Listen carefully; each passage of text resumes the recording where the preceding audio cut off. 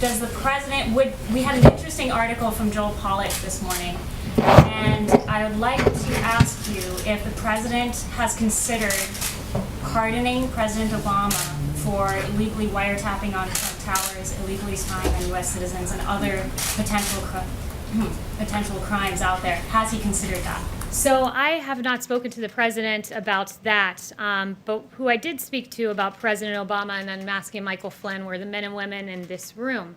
I haven't spoken to him on that specific point, have spoken to him about the matter generally, and I laid out a series of questions that any good journalist would want to answer about why people were unmasked, and all sorts of questions. And I just wanted to follow up with you guys on that. Did anyone take it upon themselves to pose any questions about Michael Flynn and unmasking the President Obama spokesperson?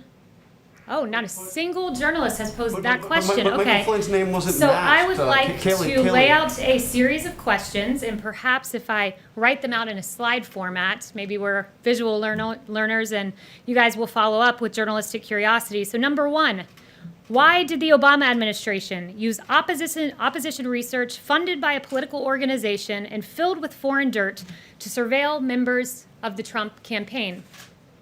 Number two, why was Lieutenant General Michael Flynn unmasked?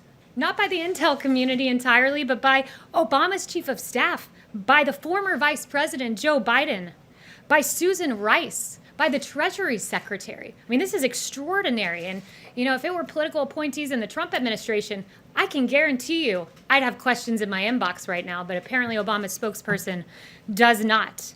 Why was Flynn's identity leaked? In a criminal act. It is a criminal act to leak the identity of Michael Flynn to the press, but it happened. Where are the questions to Obama's spokesperson? Because my team would be running around this building should this have happened under the Trump administration.